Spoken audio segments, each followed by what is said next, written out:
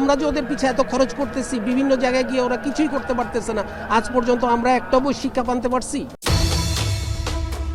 BCB পরিচালক M Nazmul ইসলামের পদত্যাগ নতুবা বিপিএল এর খেলা বন্ধ, এই সোজা সাপটা সমীকরণেই এখন দাঁড়িয়ে বাংলাদেশ প্রিমিয়ার লিগ। একের পর এক বিস্ফোরক মন্তব্যের পর এবার ক্রিকেটারদের বেতন প্রসঙ্গে মন্তব্য করেছেন এই পরিচালক, আর এতেই বিপিএল ঘিরে নেমে এসেছে অনিশ্চয়তার ঘন ঘটা। 15 জানুয়ারি বিপিএল ম্যাচ শুরুর আগে নাজমুল যদি পদত্যাগ না করেন তাহলে সব ধরনের ক্রিকেট বয়কটের ঘোষণা দিয়েছে cricketers welfare association of Bangladesh.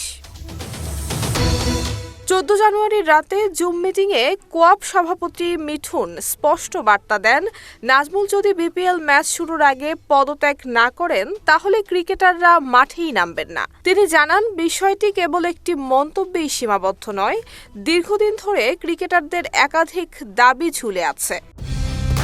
Colour expert, George sap এবং মাইল্ড অন হ্যান্ডস টেকনোলজি সমৃদ্ধ অরিক্স ক্রিস্টাল ওয়াশ আপনার লন্ড্রি এক্সপার্ট। প্রথম বিভাগ ক্রিকেট সহ নানা ইস্যুতে বোর্ডকে সময় দেয়া হলেও কার্যকর সমাধান আসেনি। তার উপর নাজমুল ইসলামের ধারাবাহিক বক্তব্য পরিস্থিতিকে আরও উত্তপ্ত করে তুলেছে। এরই মধ্যে বিসিবি এক বিজ্ঞপ্তিতে নাজমুলের মন্তব্যকে অনুপযুক্ত এবং আপত্তিকর হিসেবে উল্লেখ করেছে। তবে বোর্ডের দাবি, অনুমোদিত চ্যানেলের বাইরে পরিচালকদের ব্যক্তিগত বক্তব্য বিসিবির অবস্থান নয়। একই সঙ্গে ক্রিকেটারদের প্রতি সম্মান এবং সমর্থনের কথাও জানিয়েছে বিসিবি।